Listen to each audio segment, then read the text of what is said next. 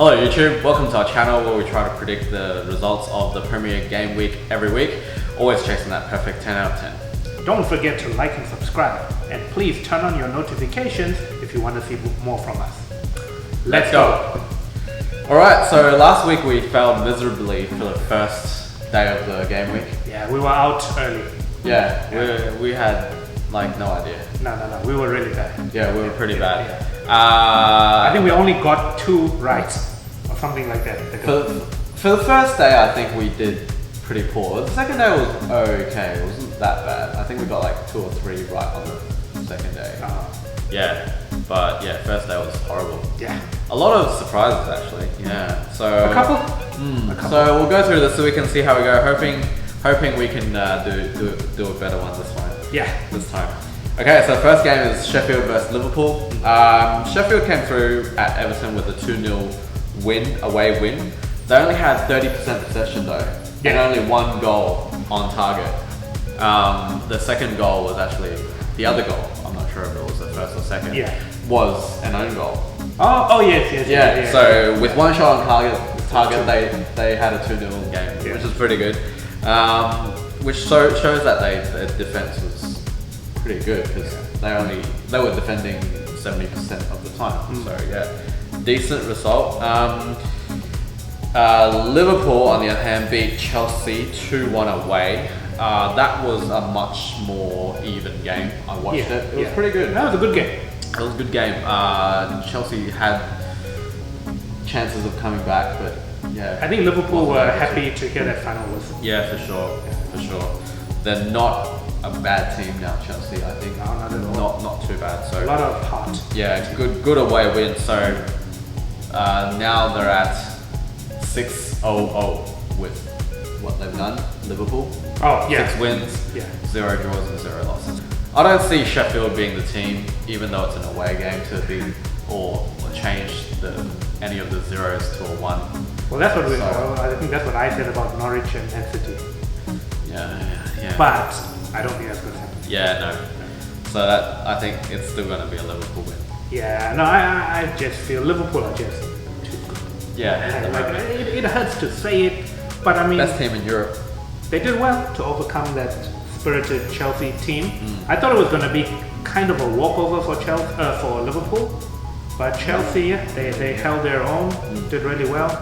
Probably unlucky to come away with a loss, but this game Liverpool win. Alright. Next one is Villa versus Burnley. Villa were up against Arsenal for most of the game, and even with the extra man, they weren't able to finish us off. Villa looked really sluggish towards the end. And half time. Yeah, sort of. Yeah, and they started moving deeper and deeper, and just basically invited Arsenal to go back on the attack. Which then they resulted in the equaliser, and then they did get a goal back, but then lost 2 more. So in terms of form, I'd say Burnley win because Villa's at home. I'm going to go with a 1-1 draw. 1-1 draw? Alright. That was like unforgivable. If I was a Villa fan, the amount of chances that Villa had to kill the game off, and they just didn't take it. Sloppy passes when they had more attackers than you guys had defenders. Unforgivable. This is an opportunity for them to earn some respect back from their fans. So yeah, I don't think they're still not going to get a win, but I think a draw here.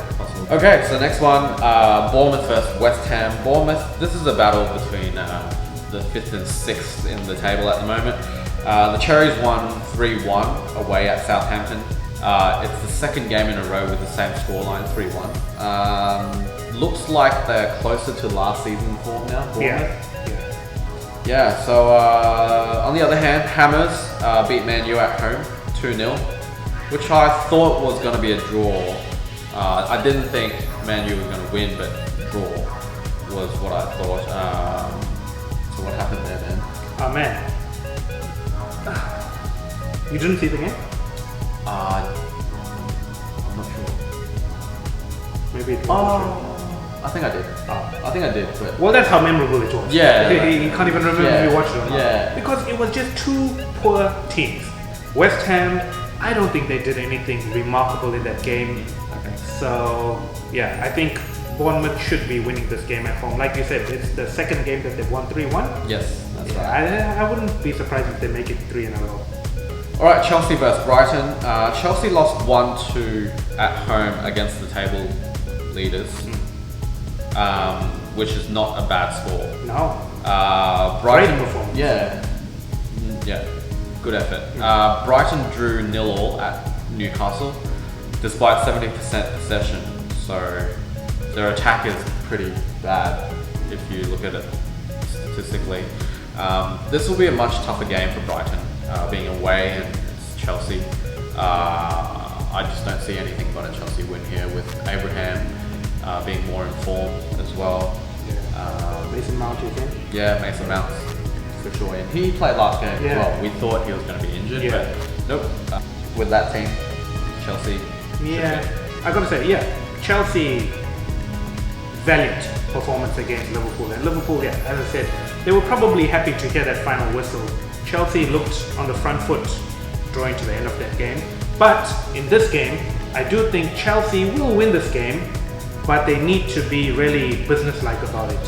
They've got to take it seriously and put in that same kind of effort. If they go into this game thinking they're going to win it, I wouldn't be surprised if there was a draw, but I'm going to say Chelsea win. The next one is Palace versus Norwich. Palace drew 1-1 against Wolves at home in a pretty even game, and we predicted a draw for that one. Norwich lost away at Burnley. Their away scores are proving to be a big difference compared with their home scores. Norwich. Like two different teams. Yeah, two different teams. So being away, and Palace will probably come through for this one. I'm thinking a Palace win. It'll be tight though, probably a 1-0 or 2-1. Yeah. Disturbing fact for Norwich fans would be they've lost 4 of their last 5 games. That's quite a concern, and I think if they want to be taken seriously, they need to really improve in their consistency. So I gotta say as well, Palace win here. Okay, so next one is Spurs versus Southampton. Spurs lost 2-1 at Leicester despite scoring away first. Their defense has been a problem lately, especially late game. Southampton were dominant in possession against Bournemouth, but their leaky defense caused their problems. I could see a chance of a draw here, but Spurs being at home should see much more possession than Southampton, so Spurs win. Yeah, I think surprise from the week was Spurs getting knocked out of the EFL Cup. Yeah. Colchester or something. Southampton, I'm thinking Southampton could put up a good fight in this game, but Spurs, I think there would be riots in the streets if they were to lose this game. Oh yeah. So Spurs win here. They did play like a weakened team, to be fair, but it shouldn't be that bad. Well, I mean, if you play too much of a weakened team, this is what happens. All right. Next one is Wolves versus Watford. Battle between the bottom 2 teams. Surprising to see them down there. Yeah, it is. They'll climb up, I'm sure, but because of injuries and stuff. Well, I mean, Wolves.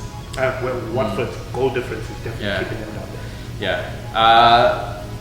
Saiss, is that how you pronounce it? Saiss? S-A-I-S-S, Saiss. Got a red from 2 yellows against Palace for the Wolves. Before Jota managed to score a late equaliser, so they got a draw at the end.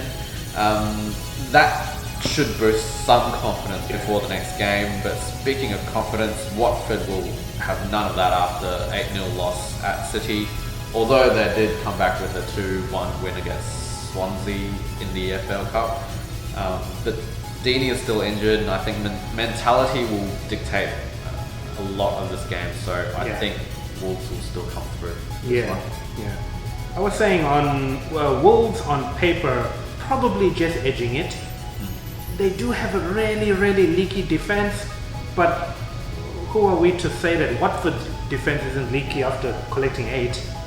So yeah, I think seen a scoreline like that in the Premier League. I feel we've seen very high scoring games like that, but I just always wonder, why does it never get to 10? It's like it was after 25 minutes it was 5, and I was hoping, I remember having this thought before, like in years ago when scores were like really high at like half time. I'll be like, oh, one day I'll see like double digits. But it never gets there. I don't even remember seeing an 8. I guess, let's put it this way, until proven otherwise, I think Watford are going to have a difficult time in most games, whether away or at home. So let's see how they find their form back. But for this game, Wolves win? Wolves win. Okay, next one is Everton versus City. Everton lost 2-0 to Sheffield at home despite 70% possession. Consistency is an issue. Everton has been pretty poor and losing a lot of games since the first one. Yeah. On paper, I thought at the start of the season they did really good business. Yeah, we thought they invested really well in the team. I thought they were going to be one of the teams that could get into top 6 even. Yeah. That's what I thought. So it's been a disappointment, and it's probably time to take out Digne from my fantasy league, but I'll get into that later. But City, on the other hand, is City, and we just talked about that 8-0 win thrashing. So Mauling. I don't see anything but a City win here. This could still be like a 4-0 or whatever. But no, realistically, I can see like a 2-0, 3-0. 2-0. Next one we have Leicester versus Newcastle. Leicester will be feeling good after beating Spurs 2-1 at home, which could play into their favour for this game. Newcastle has been poor in form. I just don't see them being able to score, really. Newcastle? Almiron still hasn't come through with many, or has he scored? I'm not sure. I don't think so. But yeah, so I could see a 2-0 here, just Leicester win. The thing about Leicester, it looks like they can get goals from their forwards and their midfielders. And then in defense, in most teams, they can get a couple of goals there. So Leicester, looking at it like that, they've got goals all over the park. Yeah, no, they're looking like decent. Yeah, well, that's why they're what, the 4th or something? Yeah. Okay, so next one, last one, the big game, United versus Arsenal. Game of the week, as we go head to head. Both teams have defensive issues, but we have a boost of Bellerin, Tierney and Holding are back. So if they pick up the slack that we've been having, we should win this. Scoring should be a problem, but for them. Yeah, for us. For your side, yeah, you've got all these injuries coming back. We had our striker gone. Yeah, so Rashford's out. I don't know what's going to happen now. Anything can happen. Basically, what we talked about before we started recording was that these games are like derbies. So form sort of does not matter so much, but form still relies on players on the pitch. So without an attacker, not even Rashford, like who are you going to play? I just don't want to see Matic and Mata start. Just because they don't have the mobility. One has vision, Mata. One has strength, Matic. But vision and strength with no pace, it's disturbing. Is Pogba still out? Pogba's gonna play. He played okay. full game. Well, so I hope we play Pogba, Fred, McTominay. I don't even like McTominay, but he's our best player like, for the past few weeks. Yeah. So I hope I see them. Greenwood up front. Probably Pereira and James. Alright, so that's enough of the predictions and on to fantasy. Last week I got beat again by this guy. Convincingly. Yeah, it was pretty bad. I had 47, 78. I had 78 with 21 on my bench. Yeah, so it would have been a good week for him to do the bench boost. But yeah, I also left Lundstrom on my bench, which was a shame. 12 points or something, didn't he? Yeah, he did. Who is he? But anyway, okay. So yeah, my team only got 47 points, which was below average, unfortunately. Yeah, so this week I probably Who was won't. your star performer from last week? De Bruyne got 17 points. He did well. Aubameyang also got 10. But that's about it. All the other players. My keeper was Adrian. Pope was on my bench and he got 6 points. So I picked the wrong keeper. Ryan was on my bench and he got 10. And Lundstrom on the bench got 12. So hoping for a better week. I'm still considering keeping Zinchenko on for another week. Although he didn't play because Pep does his roulette week from time to time because Mendy's back, so he just changes players because he can. So I'm gonna keep Zinchenko for one more week, and if he doesn't play again, I'll probably take him out. Otamendi seems to be the defender in City that gets game time consistently at the moment because Laporte and Stones are both injured. So I'm probably going to do that for one of my transfers next week. But a player that I'm really keen on watching play this week would be Tierney because he did really well from the highlights that I saw in the EFL Cup game for Arsenal. So he's 5.4 mil at the moment, probably a good buy if he does well. He keeps his form. So we'll see how that goes, but otherwise I don't see many changes in my team that I want to make for the next few weeks. So I'll see how this week goes, one more week, and then yeah. So this is my team.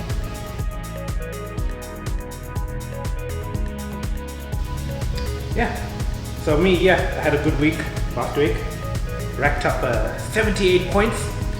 If I had used my bench boost, it would have gone up to 99, but we didn't. I'm glad. My usual strategy, I always like to have stacked midfields, and my midfielders did really well. 10 points, 34, 8 and 5. Not too bad. Then the strikers, 2, 2 and 7. Callum Wilson got me 7 there. Defense. I feel kind of robbed with Kyle Walker because they took him off before the 60th minute, so he doesn't get credited with a clean sheet, and he only gets 1, so he only got 1 point for me. Wan-Bissaka, only 1, De Gea, 2. So my team is probably going to be the same as last week, but if you forgot what it looks like, here's my team. Cool. So that's it for this week. Yep. Not much to look forward to this coming week for me. Well, you never know. Catch you next time. Happy game week.